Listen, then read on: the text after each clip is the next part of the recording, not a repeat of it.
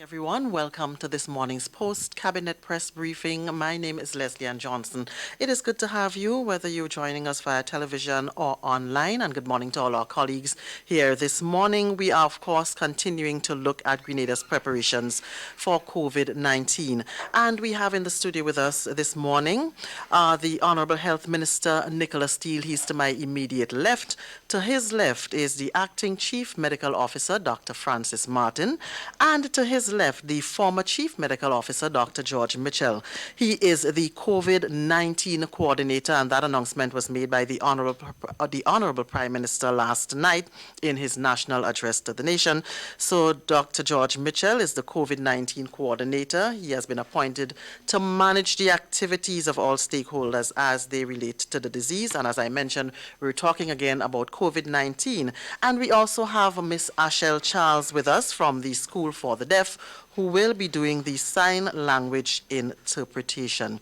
So I now hand over to the Honorable Nicholas Steele. Well, thank you. And good morning to you all.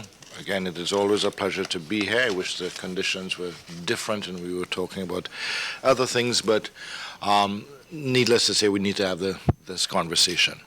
Many, if not all of you, have heard and watched the Prime Minister's address last night. And I'm here to give you some further updates with respect to what we have been doing and what we continue to do in preparation for the inevitability, which is the arrival, and I would still like to say the possible arrival, but we need to be realistic and say the inevitable arrival of a COVID-19 case here in Grenada. I have asked both doctors, Martin and Mitchell, to be here too, and they will give you some more of the technical details. But I just simply wanted to be able to say for sure, that this is an unprecedented and ever-evolving situation. The Ministry of Health, we understood this in January when it first reared its head, and we've been moving quite quickly since then. As has the whole situation been moving quickly, so too have we. We immediately fast-tracked certain items and certain things that were to be done later on this year. For instance, we had secured and we have previously announced that we got the $6 million from IDA, which was for the strengthening of primary health care. Part of that funds was to be used to bring our laboratory services here in Grenada to a Tier 1. Part of that equipment would have been the PCR tester that would allow us to test for influenza virus as well as for COVID-19 virus. So instead of waiting for that later on in the year, we made a commitment and purchased procured the equipment from Pan American Health, so it's on its way to be tested, to arrive here. That also includes the training and support from PAHO, so that we will be able to test for COVID-19 and also, just as important, to test for influenza A virus here in Grenada. Oxygen was another item that we were to purchase later on this year. That also oxygen plant, a brand new oxygen plant, I think I'd said that here too previously, that has been fast-tracked as well to arrive here on island as soon as possible. In general, what we did not plan for outside of this virus that we have now put into effect since January would be for the strengthening specifically for upper respiratory tract infection. Because this virus presents itself for the 15 to 20% cases that are severe, presents itself with upper respiratory tract infection. We have moved to increase the quantity of ventilators that we have at the hospital as well. Now, that would not have been a normal plan for us. So those are the types of things that we have done, but I would ask the doctors to speak to you specifically on some of the others, but also on the flu clinics, etc., and some of the other plans that we are doing. Thank you. Also welcome Dr. Mitchell back to these environs. I also am pleased to welcome my boss. He still is my boss, actually, to assist us with the response, having had so much experience in the past since our early Chick-V days and other days. And we work really nicely together. So I believe that this is going to be all good. So the response continues. At our ports of entry, we have continued the work that we have been doing at the ports of entry. We have continued our surveillance in the way we should. We have been able to get additional persons put into quarantine, and I must say, I must give kudos to the staff down at the port and the airport authority, because, as I've indicated before, 90% of the people that we have in quarantine were people that we picked up through our intelligence. It is not because persons volunteering the information. So we're doing what we have to do. We have also, there are people who arrive even on government business, and we, put them into quarantine because, of course, the health of the nation is what was more important to us. So there is nothing more to say except that we have continued what we have been doing. We are now, as I said, in the stage of importation and transmission. And we are expecting a case anytime now, because it is now in our sub-region. You have heard that St. Martin, St. Bartholomew, and the DR, there are cases there. So really and truly, any moment now, a case can arrive on our shore. And so what we are shifting to is being able to mitigate and being able to treat, being able to test and treat. And I think this is where the region is going to go very soon. It's needless, we don't want this on our shores, but it's inevitable it's going to come. So all our islands are concentrating now on being able to test and being able to treat. We have officially written to PAHO, and so we expect a response in that regard very soon. We are continuing our work with the multi-stakeholders, and Dr. Mitchell will speak to the work that we do with our stakeholders to educate them and get everyone prepared for the inevitable arrival of COVID-19. Well, good morning to everyone. And I must say that it's really a good feeling to be back.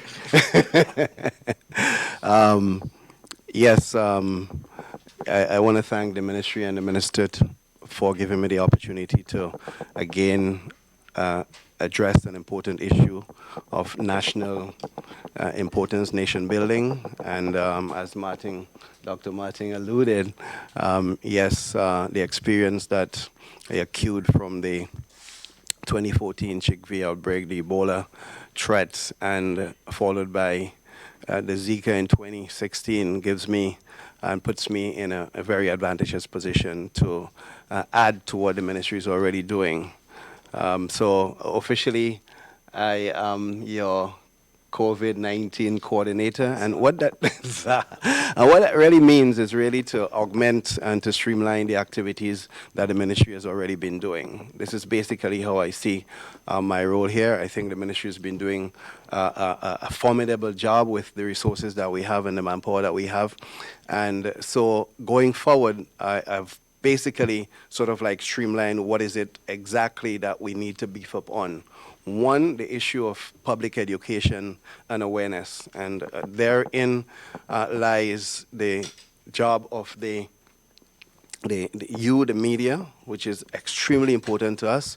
We want you to be, as usual, responsible reporters, because this is a national issue, on the facts as they present themselves and not the rumors. And of course, we will ensure that going forward that all sectors of our society basically get information they're supposed to get. So we really going to be beefing up on public awareness going forward and education. The other aspect, Dr. Martin also made reference to it, our monitoring and surveillance. This has been excellent.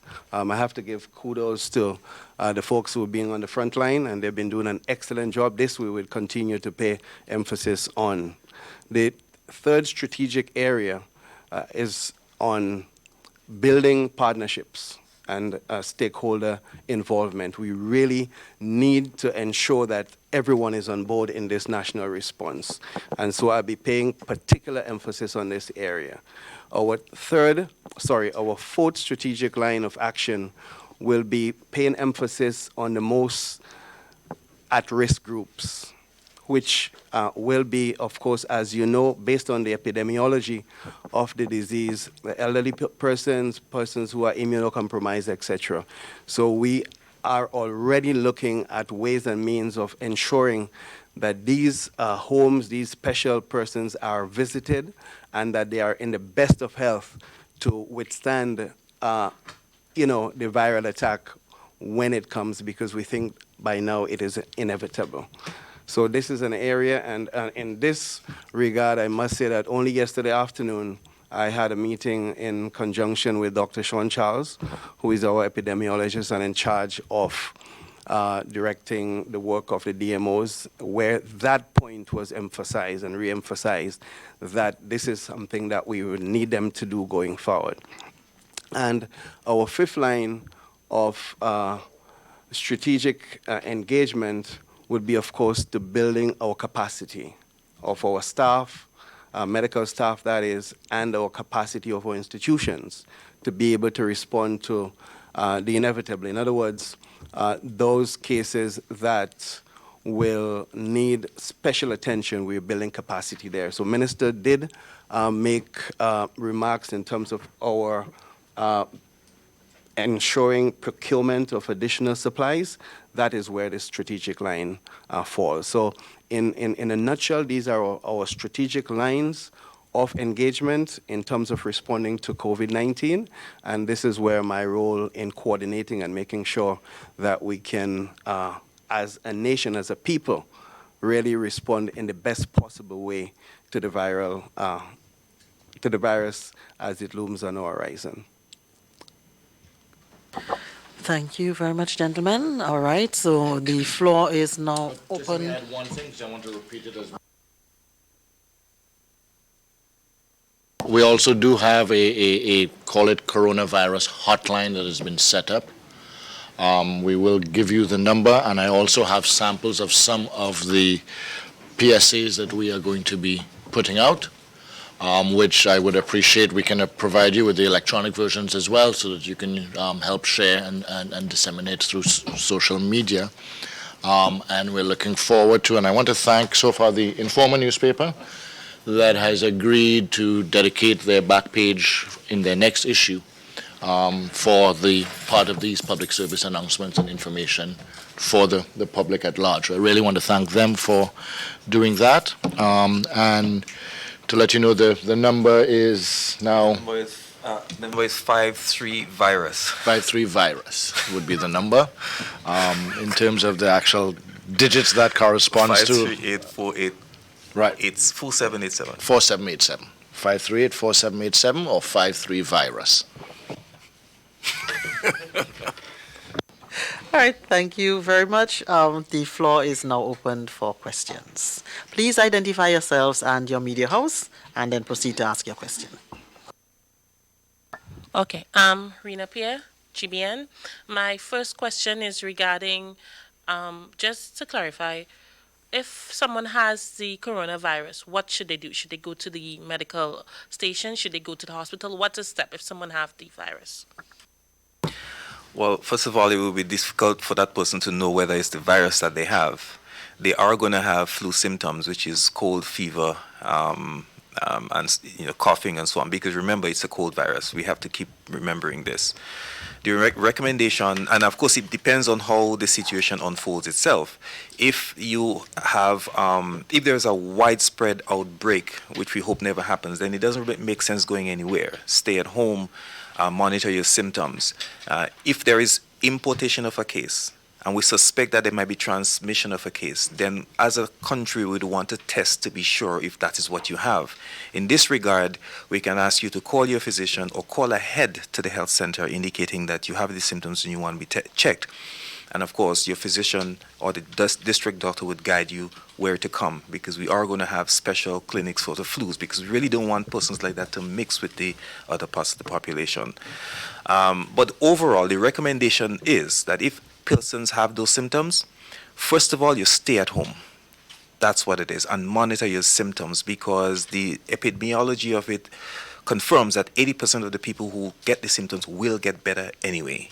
So stay at home, monitor your symptoms, use paracetamol guided by your physician who will tell you what to do. Use your cold preparations, cough and sneeze preparations. Make sure you cover your face, cover your nose. It's the same story that we've always been given.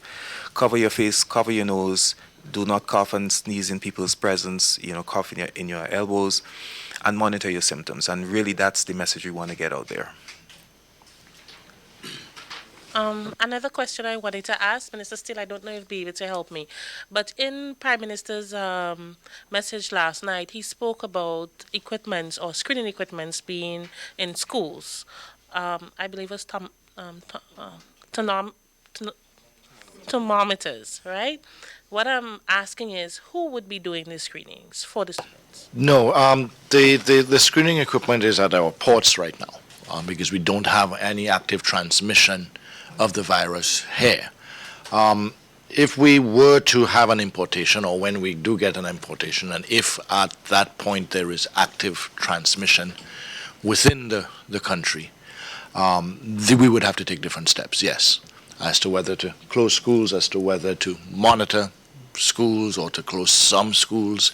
It all depends, as I've consistently said from the briefing we have as well. It depends on how it enters Grenada and when. Like, for instance, right now in Washington State in the U.S., there's a lot of concern because they discovered the case 2 weeks afterwards, I think. The person was sick for 2 weeks and in general circulation. So for them, that's a whole different situation than if, for instance, here, we were to pick up someone at the airport who was presenting or was symptomatic at the airport, or one of the individuals that we asked to self-quarantine then started showing symptoms. So it's different. It all depends on how.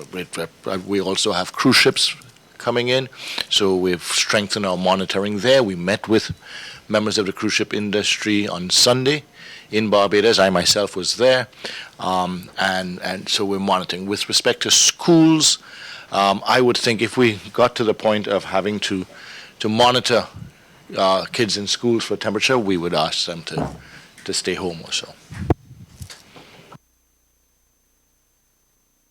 May I just add to what Dr. Martin said in relation to how do we treat someone who is suspected or who has what we consider to be the coronavirus. We have come up with some really good recommendations from WHO as to what to do, and we will make that massively available as to how do you protect yourself in the first place, and how do you protect your loved ones and your family members. So we will make that massively available in the upcoming days. It is very instructive. It speaks about isolating yourself at home and ensuring that you don't transmit the virus. So that piece of document, it is down on my list to ensure that we get it out to all on sundry in the next few days. It's very instructive, and we would like persons to ensure that they get it and they follow it as much as they possibly can. To add, I remember the first part of your question was about the drawing reference to the Prime Minister's speech. I mean, while I don't remember it ad lib, I mean verbatim, I think what he was referring to was us getting information to the schools, so that at the schools they could do their observations, etc. And so maybe that's where the word screening. Yes. So that we are doing, getting information, but it's not actually medically screening, i.e. thermometers or so. We are sending information to and coordinating with Ministry of Education so that the teachers, principals, and so know how to observe or screen then kids and what are the signs, and also, as you see some of the PSAs that are going out there, we have some designed specifically for primary school and some designed for secondary, as well as for daycare, etc.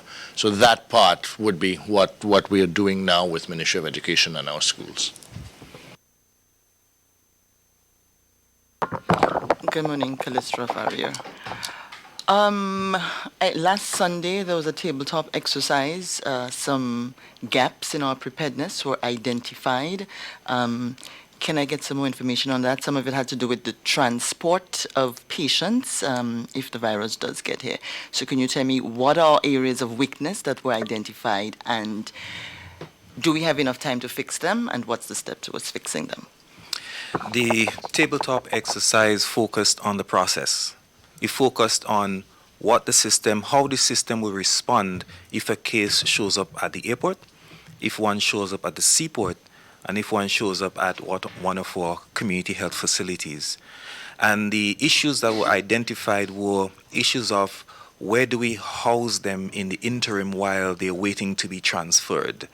That one was a major issue. The other one was who gets called and when do they get called to be able to raise and activate the different systems. It's not the systems are present, but we need to know how the system would be activated. The tabletop gave us a good idea as to how and when those will be activated, and give us ideas as to how we can solve the problem of housing someone in the meantime while we wait for them to be transferred to the area of isolation. Coming out of that too, what we did was, you've heard mentioned to the flu centers or flu clinics. Basically those are, and I can name a couple of them right after I explain why we did that. Those would be existing health facilities that we can allow for a separate entrance, where we can say for individuals, if you believe you have symptoms of the coronavirus or you have symptoms of a flu-like symptoms, please go to one of these flu clinics, and there will be an appropriately marked entrance for you to go to, so that individuals aren't going to our health centers and commingling with other Grenadians who don't have flu symptoms. So some of those that have been identified immediately right now would be the Grand Anse Medical Center, Gove, Sates, St. David's, General Hospital, and Carriacou. I want us, Carriacou being Princess Alice. I want to be specific with the General Hospital and St. George's. What we are specifically saying, do not use the St. George's Health Center if you believe you have flu symptoms. Come directly to the General Hospital. We will identify where you will go at the General Hospital for flu symptoms. What we need to be cautious of as well is first off, if you feel you have flu symptoms, stay home. It is only if it is becoming serious. So we don't want, as soon as you have a cough, you run to a health center, to one of the flu clinics. It's only if you believe or you are experiencing severe flu-like symptoms.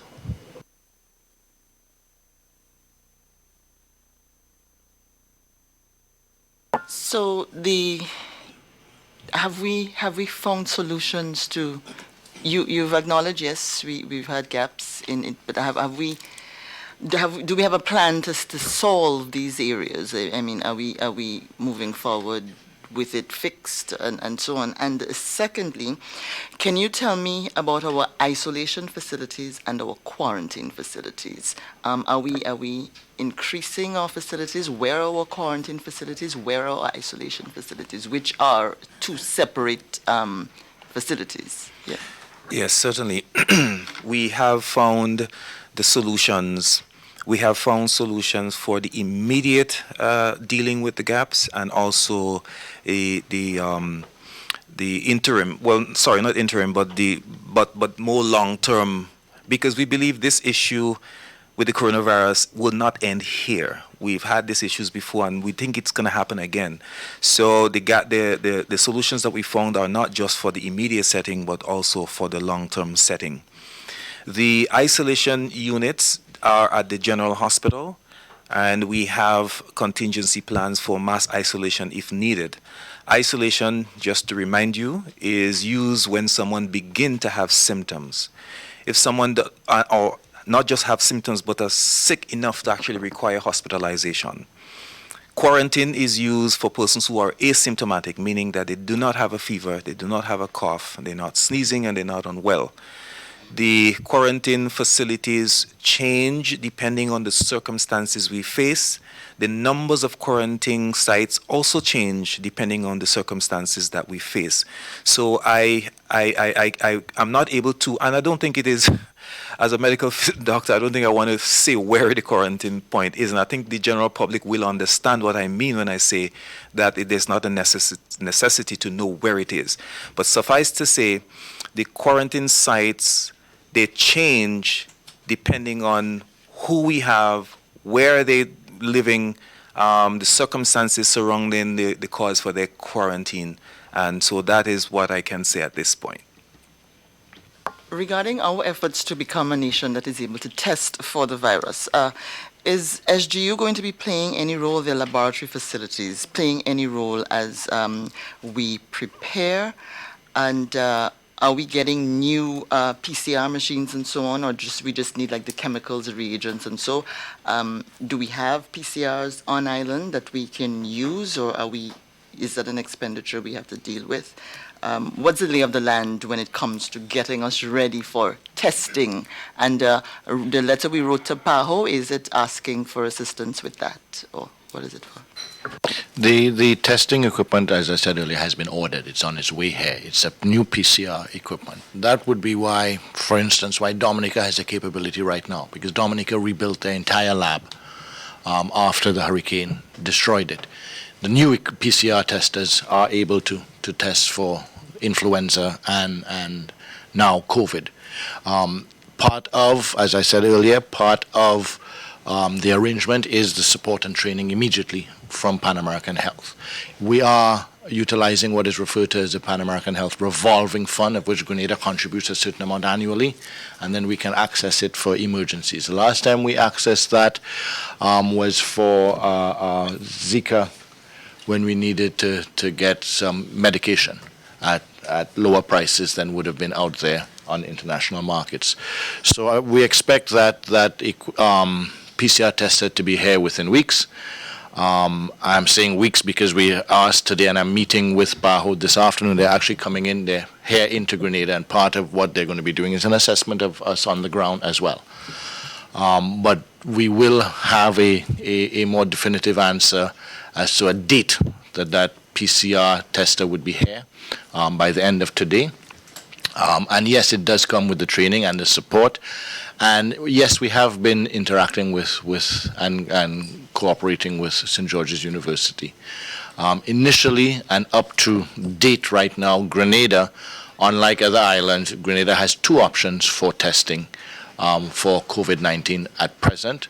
We have our CARFA arrangements with Carriacou, and we also have arrangements with SGU should the need arise. Now that is SGU testing off island though, not SGU testing on island. But we've been interacting very closely with them. SGU has stepped forward from day one with us as an active partner.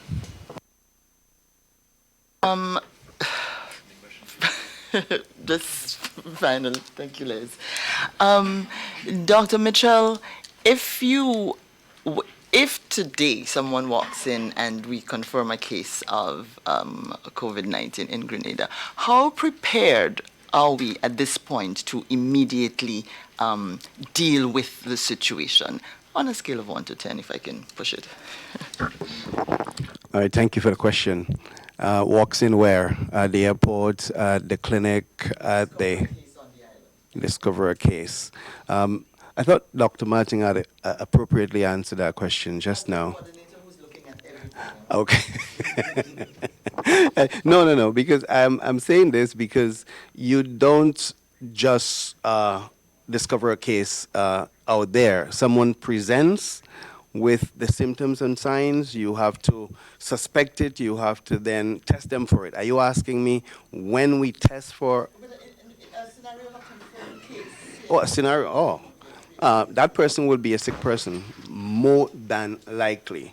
Or as Dr. Martin was saying, it depends on the severity of that illness, because you may have tested positive for COVID-19, but you're just as though you had a normal cold. Don't forget, 80%, based on the data that we currently have, 80% of persons that are COVID positive, for example, are just walking around as though they have a mild flu-like symptom. So I'm answering your question based on a specific case-by-case scenario, because if that person, for example, is another ill person, is a very ill person, then we'll have to isolate that person. And we will also definitely be checking their contacts and all of that to make sure that those who that person have been in contact with are screened for, isolated, quarantined appropriately. So you're actually asking a very diverse question that would require a very diverse kind of answer, non-specific, because of the varied scenario that could possibly happen or bring. One quick question, please, Kevin Frederick, GS. Dr. Martin, is it correct to say that because of the case definition and the science, that it is rather highly unlikely that someone can actually walk in with COVID and you can just know, because the flu-like symptoms also mimics that of COVID? Yes, correct. There must be a case definition. Someone cannot walk into this room now and say, test me for COVID. That would not meet the case definition. In other words, the history must establish exposure. The history must establish link. And as of this point, the case definition requires you to have contact with or exposure to areas where the virus is actively circulating and there's active community circulation / outbreak.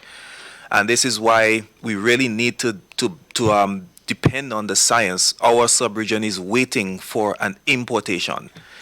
Once a case is imported, then we switch to active transmission, community transmission.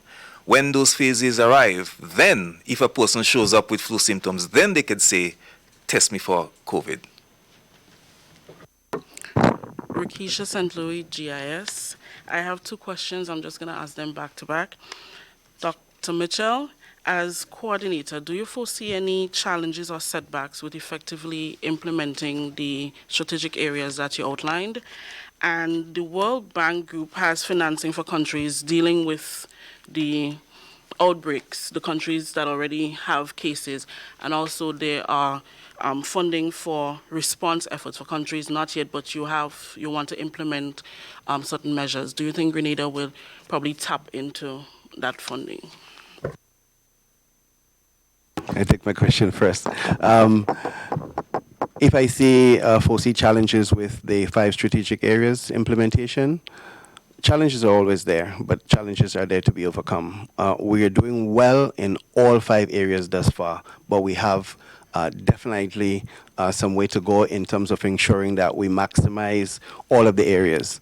In terms of awareness, as I said at first, that is where you come in. We depend on you to spread the word and to spread it positively out there, and we're going to be reaching out to other stakeholders as well in terms of our surveillance and monitoring. We have to fine-tune. That is the fact. We are building on partnerships more and more as we speak. I don't see an issue really in persons or organizations coming on board. I think everyone wants to be healthy. Everyone wants their company, their area of work to be productive, to be healthy. You don't want people, sending in sick leaves, etc. So I expect cooperation there.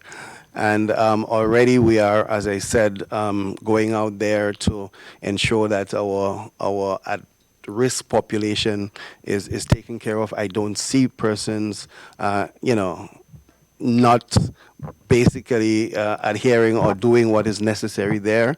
And in terms of building capacity, yes, we have our challenges there. Some of the resources are scarce on the international market, but we are doing our best to actually make sure that we can procure them and procure them as quickly as possible.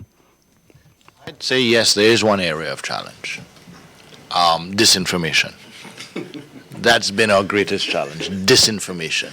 And the tendency for sensationalism on social media and to purposely question or doubt or accuse, not just in Grenada, but we've seen it throughout, to challenge the medical professionals when they're giving information, and their willingness to accept any and all different versions of facts. That has been our greatest challenge, because somehow the individuals kind of accept something on social media as being true.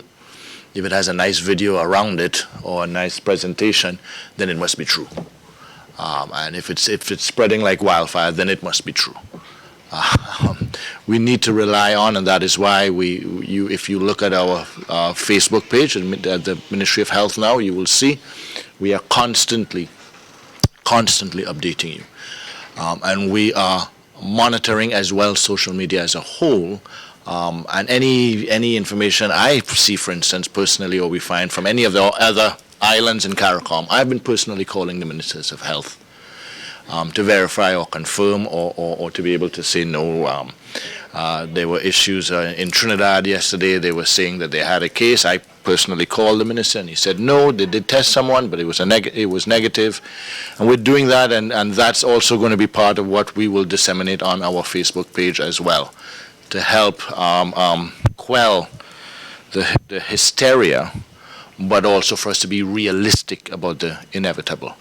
On the question of the World Bank, yes, we are expecting it will trickle to us through, I would assume, through ECCB or our direct communications with the World Bank. Last night I did have a very short conversation, but a conversation nonetheless with the governor of ECCB, our very own Timothy Antoine, as to how we would be working together, and he has asked me to give him some suggestions or a plan as to how ECCB can also work with the entire OECS area, intervening where necessary or where able.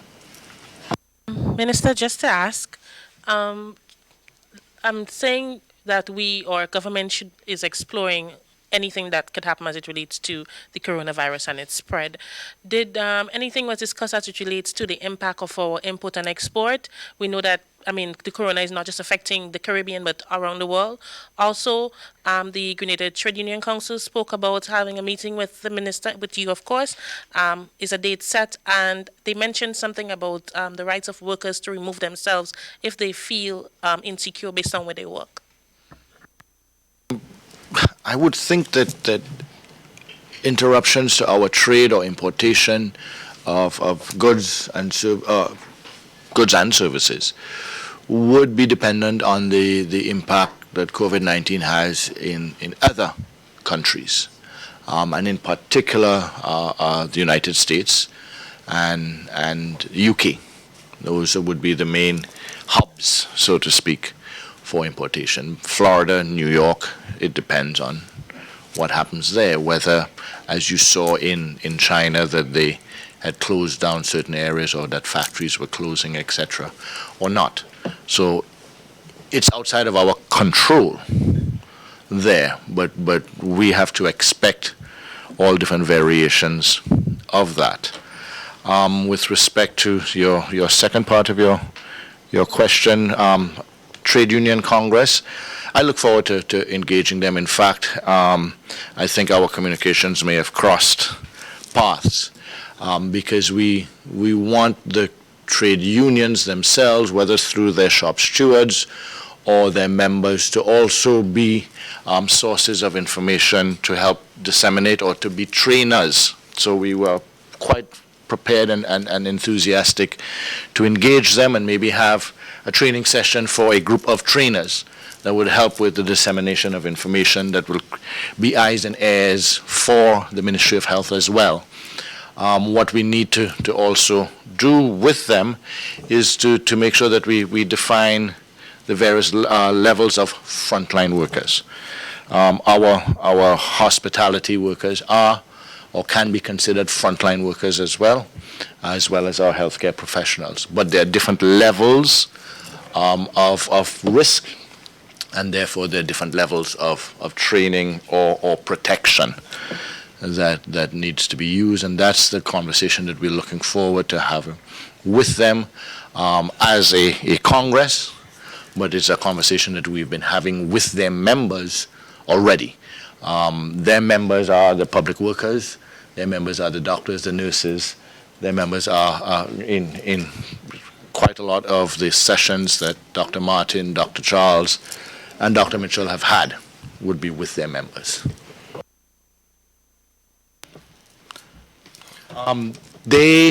I received a communication this morning.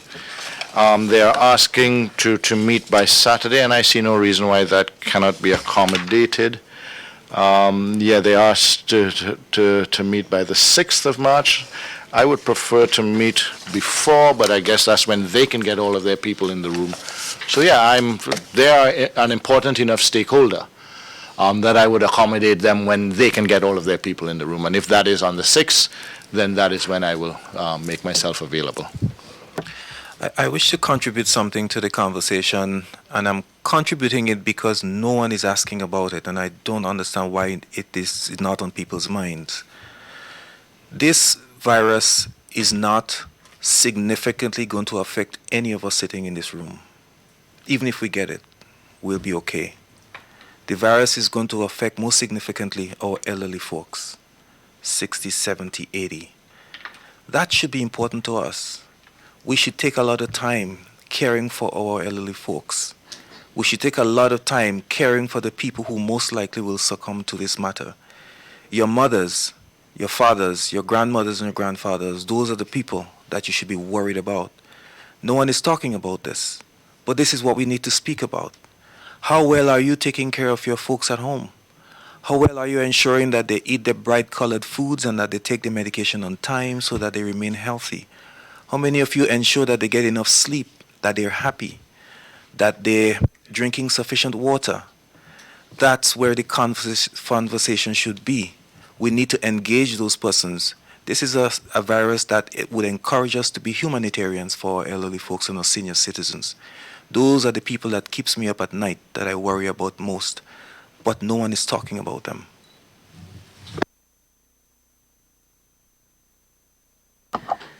Anybody else? Are we good? All right, colleagues.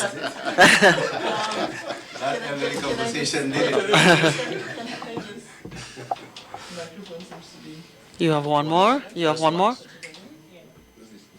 Oh, just use somebody else's. Apparently. Well, the elderly question was coming, but to Dr. Mitchell. But I had two final questions, if I'd be permitted.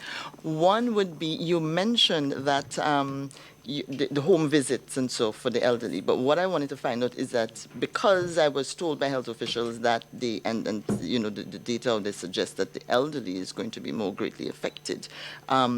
What is our specific plan for that? You sort of touched on it, but you didn't go into detail. And Minister, can you tell us whether or not we're actually lifting the travel restrictions for China? When the Prime Minister spoke last night, he said that he believes we are past the time for that. Yes. Thanks for the question again. The plan is to ensure that each and every single one of these elderly homes are visited, and special homes as well, within the next 2 weeks. In other words, the remainder of this week and next week to start with, that every single home is visited. That the medical practitioners that visit these homes ensure as best as possible that every single occupant there is basically checked, and that they are experiencing the most optimum health that they possibly can. Because we know that some of these people are not sort of like as we are, as Dr. Martin was alluding, and in any case to try and bring them up to their best possible conditions, whether it means treating their cough, their situations, their respiratory situations, because we know based on scientific evidence that that particular COVID bug has an affinity for your lung cells. So we want to make sure that your lungs is as best prepared as possible to deal with that, as well as your general or dead general state of health. So that is basically the objective of that visit. And where possible, to sort of like supplement them with little vitamins and other healthy habits that would put them in a best as possible condition to withstand the virus, would it sort of like get there. As well as not only other measures that would ensure that these homes are not visited by the virus. In other words, taking the necessary precautions, speaking to the healthcare workers, the managers, to ensure that disinfection, for example, becomes commonplace. That if, for example, a family member is sick and we suspect that person of having COVID, that person really don't, come to these homes to be able to spread the virus. So those are measures that will be discussed in an attempt to minimize the possible fallout of these homes. So Grenada would be a big part of that aspect of all. Every possible organization that has to deal with, dealing with that kind of grouping. Thanks. Yeah, with respect to your question on persons traveling through China or so, just to give you some of the facts as of yesterday, 2,572 new cases worldwide yesterday. Of those, 2,453 were outside of China. Approximately 120 cases in China yesterday. So by all appearances, the Chinese have the spread of the virus under control. We are looking at the new epicenters, and as such, as we look at epicenters, if and when, and it appears very quickly China will no longer be an epicenter, then they are not persons of interest or threats. But the facts still remain, as we had said from day one. There are no direct flights from China to Grenada. It's not physically possible. And individuals would be passing through now those very same major ports. And if those major ports are in cities that are considered to be epicenters, then we would be looking at individuals and they would be subject to additional screening, or in certain cases, if we deem the outbreak to be out of control in certain areas, then we are asking people to refrain from traveling to Grenada if they've passed through one of those places. Like right now, Italy is seen like that. But specifically, the Chinese have their situation under control by all appearances. And we congratulate them on that they will no longer be an epicenter in a not too distant future. But our issues with respect to travel are looking at hot zones. So we congratulate them. I think there's a lot to learn from them. I have engaged the Chinese ambassador here, and we are looking very quickly, as quickly as possible, to engage in a process of medical cooperation to deal with this, because it would appear if by the grace of God we're able to hold this off long enough, by the time it becomes a true or real threat to us, we may be able to rely on them for assistance, because it will no longer be a threat to them. That's one possibility. Wow. Minister, we're talking about the elderly. I was just trying to find out. Not every elderly have families that would look out for them. And while we have some on the social development and other non-profit organizations, there are some out there out of the cracks. So how are we going to identify them? Is it a case where we have social workers out or something like that? We are going to have to rely on our social workers and the goodwill of the community to inform us where maybe social workers are not aware, because while we have a list of individuals, and those are the individuals that we would be reaching out to in every village, we're all very much aware that new people come onto that list, and it's either through the diligence of the social workers that are out there or the community drawing it to our attention that would happen. So yes, let me use this opportunity to say that if you are aware of any individual that would need that special attention from us, please let us know. Even if you think we already know, it doesn't hurt to let your social worker or healthcare practitioner know of an individual, just to make sure that they're covered. But we are going to have to look after our more vulnerable, yes. My final question, Dr. Mitchell. Today I'm about challenges and concerns. Don't mind me. I know the concern after hearing you speak about visiting to the visits to the elderly and public awareness, etc. Grenadians are already concerned about staffing at the clinics, the health centers, and the hospital. Do you foresee a strain on the different health centers when the nurses would probably have to go out to do the visits and the public awareness, the education? As I said, Rakisha, it is always going to be a challenge, but we anticipate that with our staff understanding the need to basically extend their services, their professionalism, that they would rise to the occasion. We as a people, we have done it before, and I'm confident that it can be done again. When I said that in the next 2 weeks, we expect that all of the homes are going to be visited, we don't have many. We've done a count already. We have about 14, 15 overall. We have about 15 district medical officers. Oh, Martin, you have more now? 16, So we have 16. It's not a lot in terms of coverage. And I like the previous question about those that are not in those institutions and that are at home. We do have a list, and that list may need to be updated. We do have a list of what we call shut-ins that are at every health center, and every medical clinic also know who these people are. And there has been a program over the years of visits, monthly visits. I must say that not in all cases that is done on a religious basis, but that needs to be upgraded. That needs to be done. And we're going to ask our practitioners. Yesterday, as I said, through their supervisor, Dr. Sean Charles, I made a plea to them to have a program to sort of like facilitate that kind of service to the population. So, we expect that those visits would be made over the next, weeks or so, and that the most vulnerable are in the best possible position to withstand the onslaught of the virus. Thanks. Let me just ask a quick question to Minister or Dr. Martin. What is the purpose of the sanitary authority?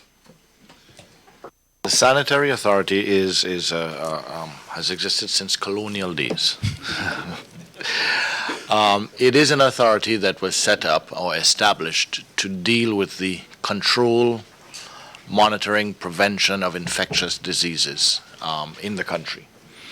It has quite a lot of strength and powers with respect to entering facilities, strength of law for quarantining, etc. And so the Ministry of Health has moved on from that, but I think it is appropriate in this instance, because it is multi-sectorial as well, to reestablish that sanitary authority. The Chief Medical Officer is the head of that authority, and the Chief Medical Officer right now is the head of this response team.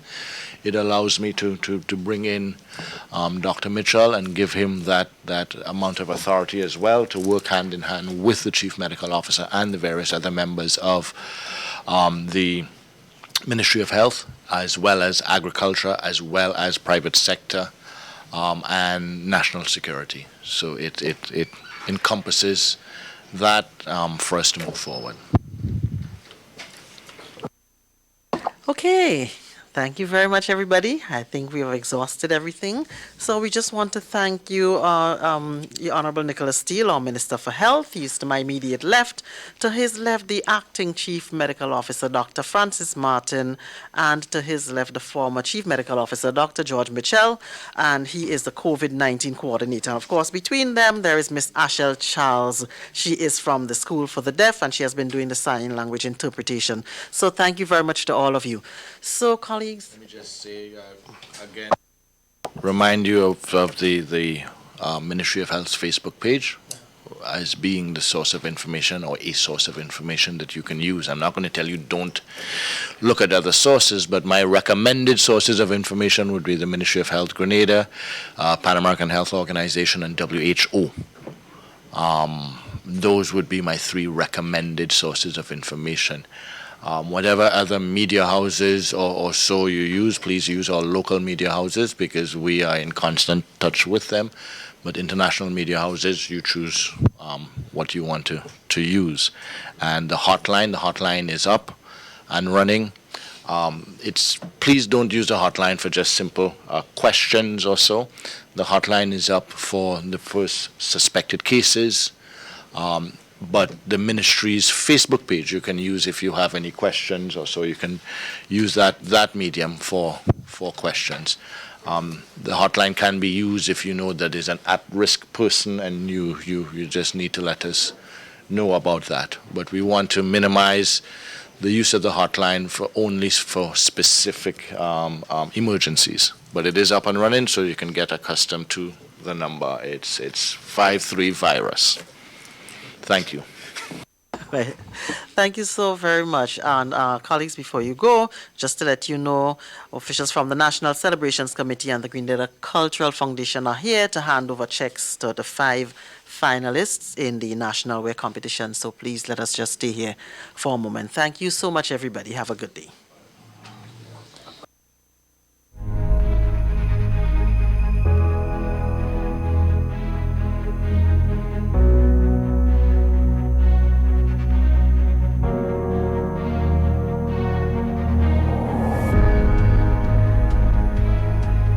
Stay up to date with all that's happening with the new national party, NNP.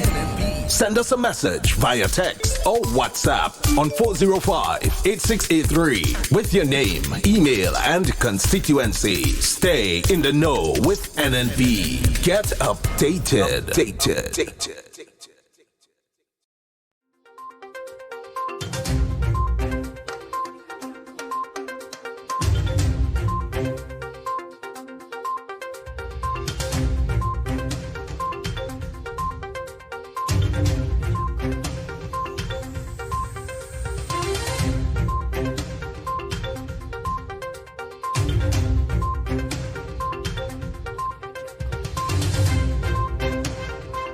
Prime Minister to address the nation on Grenada's preparedness for COVID-19.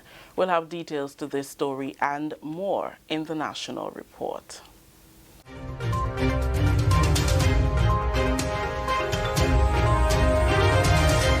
With the details to the news for Tuesday, March 3rd, 2020, I am Rakisha St. Louis. Prime Minister Dr. The Right Honorable Keith Mitchell will address the nation tonight on Grenada's preparedness for COVID-19. Dr. Mitchell's address will be broadcast on GIS television at 8 p.m. As a precautionary measure, Grenada has expanded surveillance to cover a number of countries. These are China, Hong Kong, Japan, South Korea, and Italy. At the level of CARICOM, a framework has been established for an expanded Bureau of CARICOM heads of government to marshal the resources necessary to increase their capacity to contain and manage outbreaks of COVID-19. During a special meeting in Barbados with the cruise industry on Sunday, CARICOM officials settled on a regional protocol that establishes minimum standards as to what is expected from the cruise industry and CARICOM member states. A subcommittee for the expanded bureau has also been created. The Smiles Center for Girls has received its first gift. The items were donated by the Embassy of the People's Republic of China in Grenada. A short handover ceremony was held at the embassy on Tuesday. Public Relations Officer for the Ministry of Social Development, Housing and Community Empowerment, Delroy Louison, has the details. The Child Protection Authority of Grenada, under the auspices of the Ministry of Social Development, Housing and Community Empowerment, was on the receiving end on Tuesday as the People's Republic of China donated a few appliances to the authority. They include a television set, a washing machine, a refrigerator and a microwave oven, and will contribute to the outfitting of the Smiles Center. Smiles is a residential rehabilitation and training center designed to provide at-risk girls not in conflict with the law an opportunity of a better future. It is intended to provide care for no more than 3 years and will accommodate no more than 25 girls. Speaking at the handover ceremony, Ambassador Extraordinaire and Plenipotentiary of the People's Republic of China to Grenada, Dr. Zhao Yongshen, says his embassy is happy to contribute to the well-being of children. Today I am pleased to donate somehow plans to Smiles Girls Center on behalf of the Chinese government. The donation included one washing machine, one refrigerator, one TV, and one microwave. I hope it will help to improve the facility for the center. In expressing thanks to the Chinese Embassy, Minister for Social Development, Housing and Community Empowerment, Honorable Delma Thomas, is hopeful that the Center for Girls will achieve its intended purpose. We are hoping that Smile will not be a place just to dump children, but for the real cases that need our assistance, they will be able to be rehabilitated and be treated in a good way at that new center. On behalf of the government and people of Grenada, we want to thank the People's Republic of China for another commitment. You have supported us in many ways in the past, and you have shown that this bilateral cooperation is good not only for Grenada, but for the both countries. And so we want to thank you for continuing to assist us. Chairperson of the Board of the Child Protection Authority, Mrs. Anne David Entwine, alluded that anticipation is building for the commissioning of the center. This center, which will benefit some of the young ladies in our country who need that special support, should be opening and be having its very first residents quite soon. As we have already heard, it was officially launched for the public, and there was a lot of excitement, and everyone is very much looking forward to this day. Smiles is expected to begin operation in April. For the National Report, I'm Delroy Louison. Thank you, Delroy. This is the National Report. We'll have more news after the break.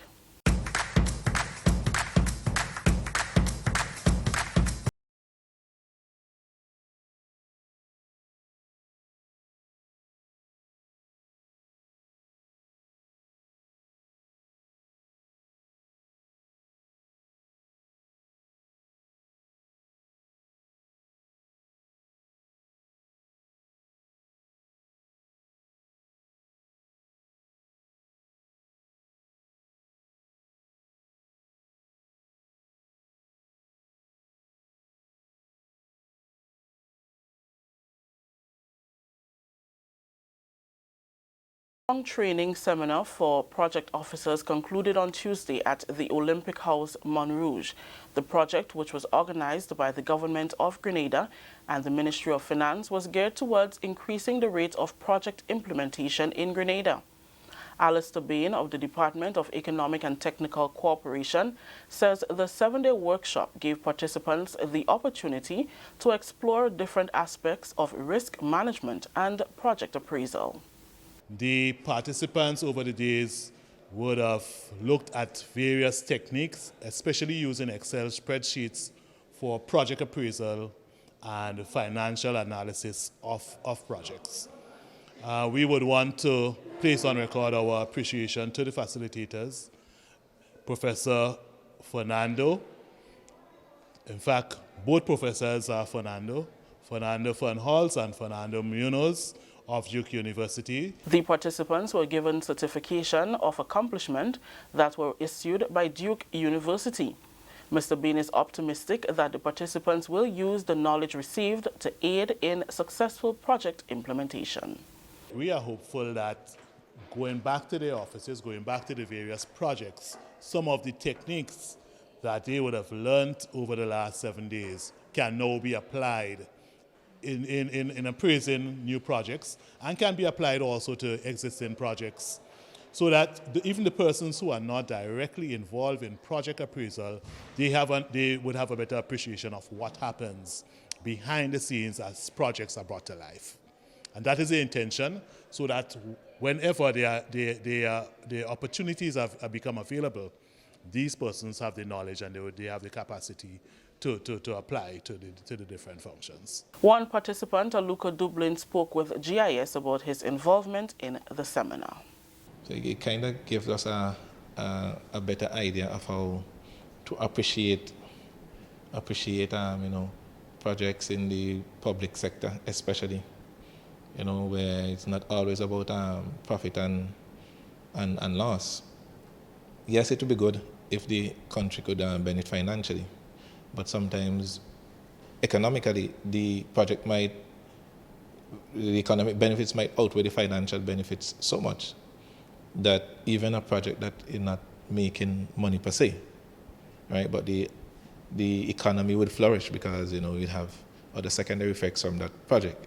So sometimes it's not just about the project per se, but the impact. And this course kind of made it a bit clearer for us, and hopefully we can apply it in our everyday jobs. Finally, in the news, 25 young persons from the community of Mount Horn, St. Andrew are now CVQ certified in general construction, hospitality arts, and other areas. They recently graduated from an 11-month training under Project ACE and the start of a new chapter in their lives. The event was held at Blueberry Hill, St. Andrew. We get more in this Eugenia Peters report. I grew up very poor in the village of Mountain. My grandmother raised me, and we were very poor, so I understand poverty. An emotional social development minister, Delma Thomas, a resident of Mount Horn, St. Andrew, and its member of parliament, as she addressed the young persons who were CVQ certified on Friday. The minister, in sharing her success stories, said her support for the young persons will continue as they now advance to the job market. As your parliamentary representative, I will be working with you to ensure that you can reach the highest height. And therefore, I urge you to be the best you can be. Do not settle for just what the certificates you are getting here this afternoon and say, well, I want to be in the Imani, I want to be working in a restaurant. Say, I will go. If you want to be a chef, you can do all that it takes to be the top chef. Because you see, not only academics, sometimes we make it look like only the CXC subject that is important. The skill is also important and sometimes even more important than the CXC subject. Project ACE targets juveniles, youth at risk, their families and communities. Special emphasis is being placed on life skills, literacy, numeracy skills and small business training. It is sponsored by the Government of Grenada and the Caribbean Development Bank. Minister with responsibility for youth development, Honorable Kate Lewis, used the opportunity to implore the graduating class to make full use of the investment made by government. Graduates, I want to say to you, and you have said it yourself, you have come to the end of one chapter. Another one begins. We encourage you to make the best of the opportunities presented. Know that you have received your training. You're about to receive your certificates, CVQ certified. You are more empowered to be a better you. You are now ready for the world of work. The government has invested in you. It is now you to invest in yourself. Project coordinator of the Inspire project, Lyndona Marshall, in delivering remarks on behalf of the CDB, says the bank is proud of the decision to invest in the project given the outcomes. When vulnerable segments of the population are left behind or left out, several things can occur, which may include deepened inequity, poverty and deprivation, as well as increased crime and violence. The bank believes that through the implementation of this intervention, this community, the government of Grenada, has started the process of preparing vulnerable people to take their place in society in a meaningful, productive, and positive way. Featured speaker was manager of the SEED program at the Ministry of Social Development and also a resident of Mount Horn, Leonora George Buckmeyer, who shared messages of inspiration to the grouping. You're no failure. You are no failure. Recognize your value by acknowledging and embracing Psalm 139, verse 14. I am fearfully and wonderfully made. Let's say it. I am fearfully and wonderfully made.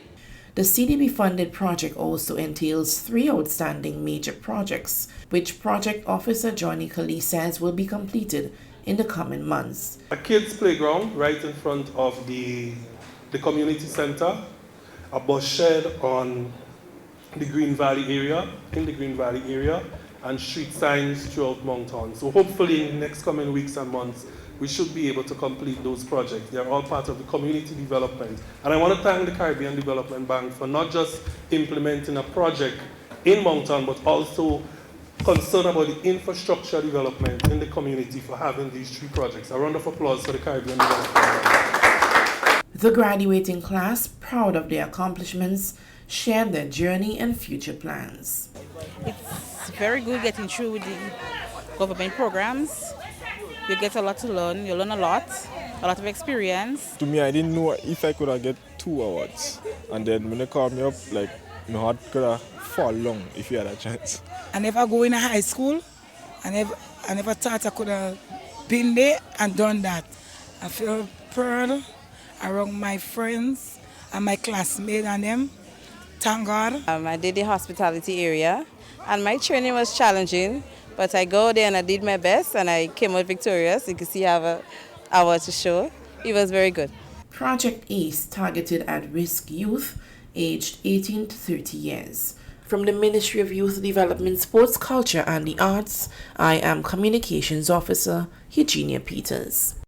That story just ended the national report for today, Tuesday, March 3rd. Let's recap the top story. Prime Minister to address the nation on Grenada's preparedness for COVID-19. On behalf of the entire news team here at the Government Information Service, I am Rikisha St. Louis saying thank you for listening. Until next time.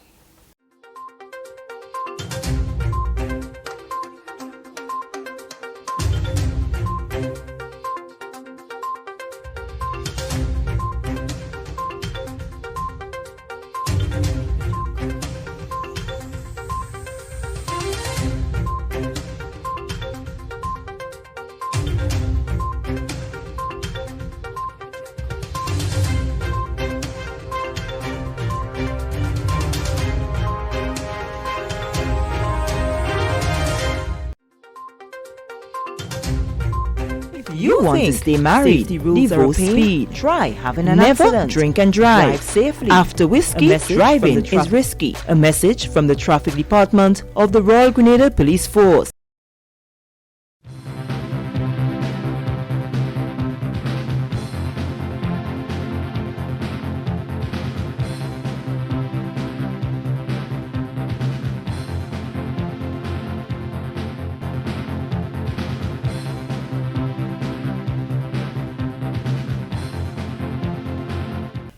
The following is an address by Prime Minister Dr. the Right Honourable Keith Mitchell on Grenada's preparedness to deal with COVID-19.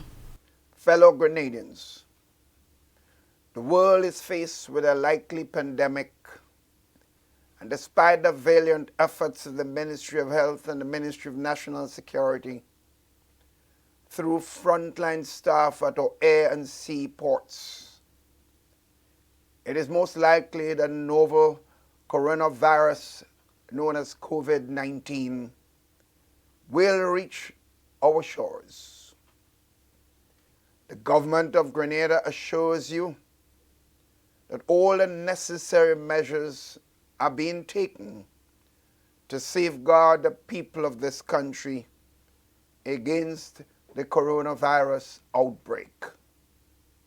However, we must also accept our individual responsibility for helping to curb the potential spread of that disease.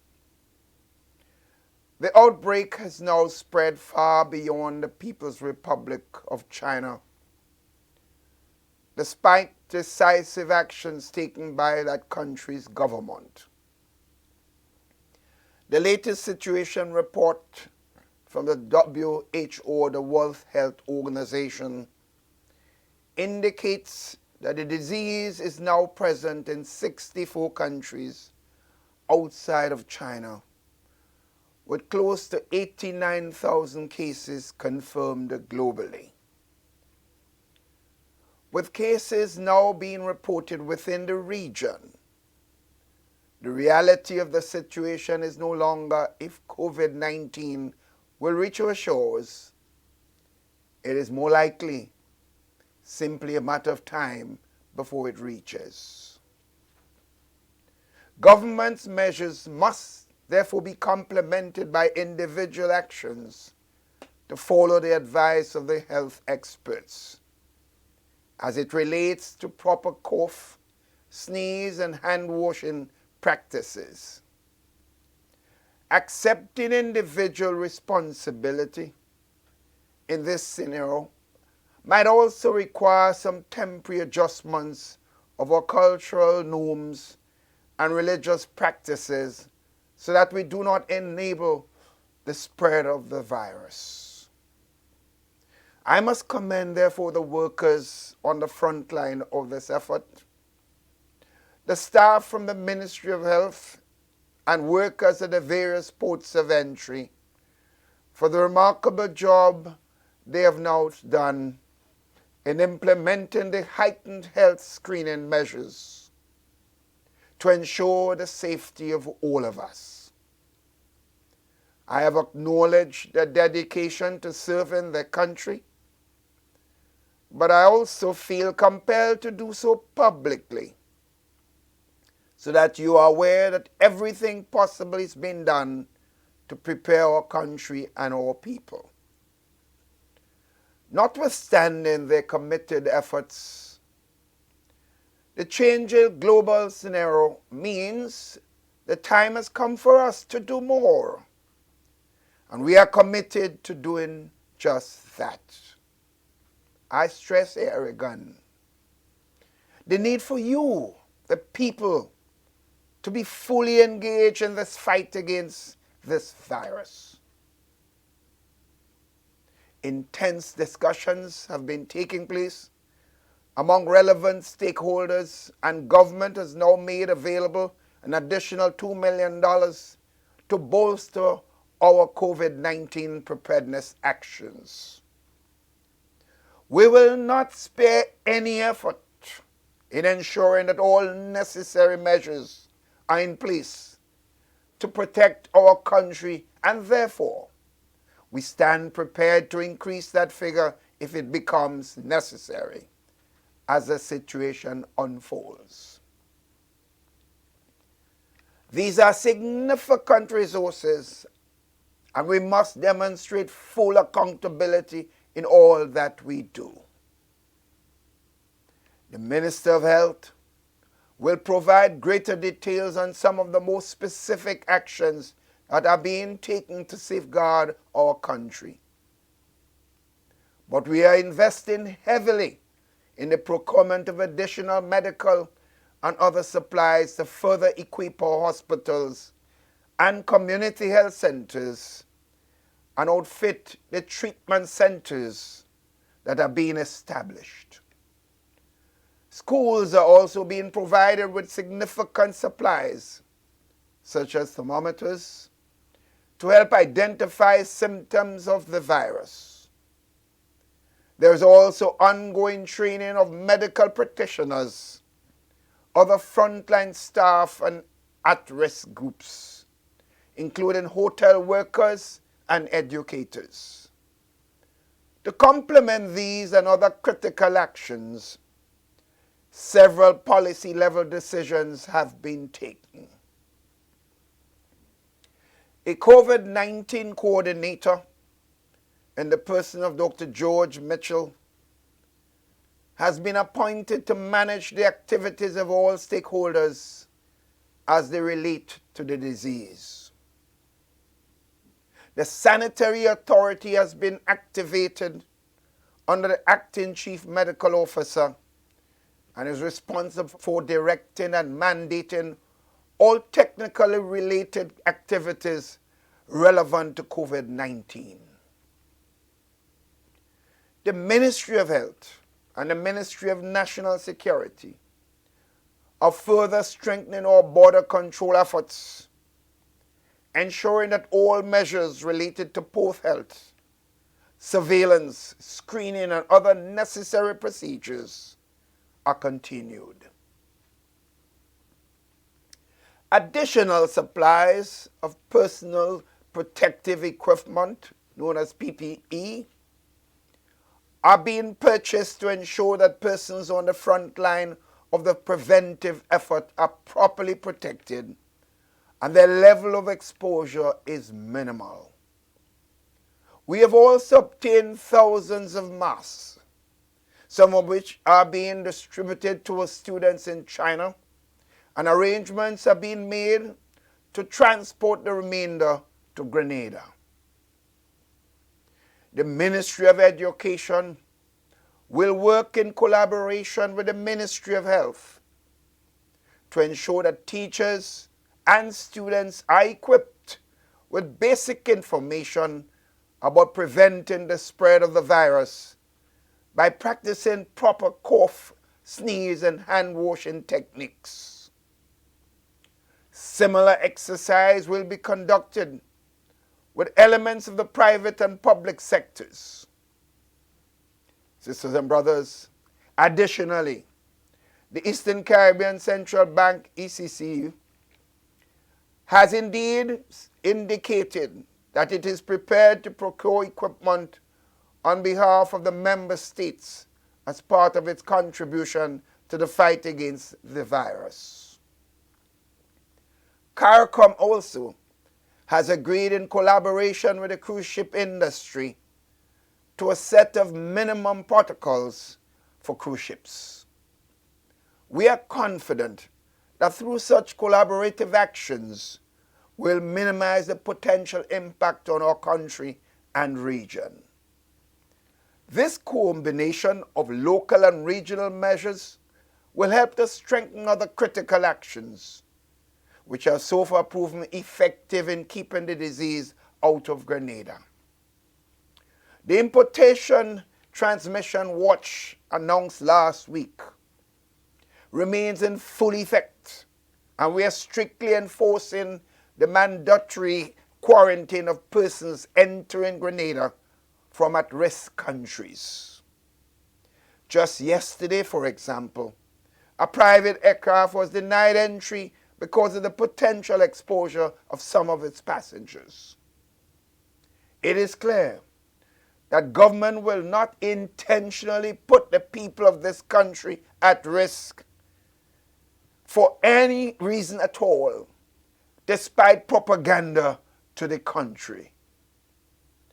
The time has clearly come for us to move past the ban imposed on persons specifically coming from China, because the disease is now present in more than 60 countries around the world. The threat becomes even greater now because evidently not all countries are enforcing strict measures to protect their borders. Therefore, we must continue to do all that is necessary to safeguard our country and our people.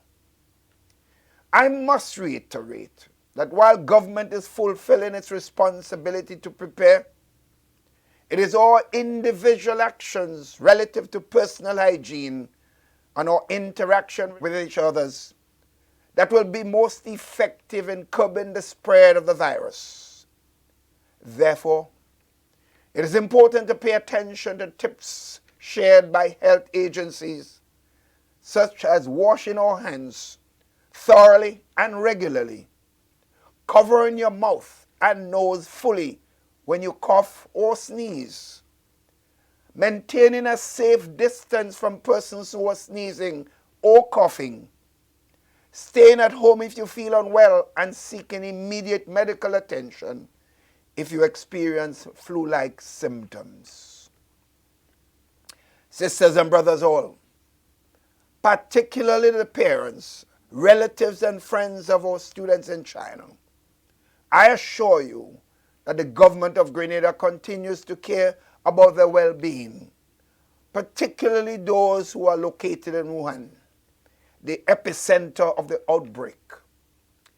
The evacuation of students is one of the actions being considered, but we must carefully examine what is most feasible. The logistics of evacuation, the risk and the benefits. At this stage, we are satisfied that our students are well looked after and that everything is being done for their protection. However, we also accept that this is a fluid situation and we will continue to remain engaged in all aspects. Government, through the ambassador and the embassy in Beijing, continues to provide all possible support to the students during this critical time. It must be noted here that recent WHO statistics show that while the virus is spreading in other regions, the People's Republic of China appears to now have it under control, showing decreasing number of cases daily. The government of Grenada acknowledges and thanks them for their efforts and look forward to continued engagement and cooperation with them through our embassies here and in Beijing. Before I conclude, I must address the troubling issue of misinformation and propaganda. Some elements in our country are deliberately using these tactics to incite fear and panic at a time when persons are already concerned about their health and mortality. There are credible sources of information available, and I encourage you all to use those credible sources. In fact, I want to echo the sentiments of the Director General of the WHO, who spoke recently of an infodemic, given the rapid spread of misinformation via social media and other platforms. He said, and I quote, "Our greatest enemy right now is not the virus itself. It is fear, rumors, and stigma. And our greatest assets are facts, reason, and solidarity and care," unquote. Therefore, my fellow Grenadians, be guided by the facts of the science, not the sensationalism of rumors and selfish behaviors. Sisters and brothers, we are facing a potential national crisis like other parts of the region. And that requires all hands on deck, working genuinely towards a solution that protects us all. As Prime Minister, I have abundant faith in the resilience of this nation and its people. We have faced many medical challenges in the past, from dengue fever to the outbreaks to Zika and chikungunya. Together we have all faced natural disasters. On each occasion, through unity, focus, and discipline, we have always come through better and stronger. Through the grace of God and your resilience, we will win again. The God whom we all serve will continue to richly bless our nation and protect us all. I thank you. The proceeding was an address by Prime Minister Dr. The Right Honorable Keith Mitchell on Grenada's preparedness to deal with COVID-19.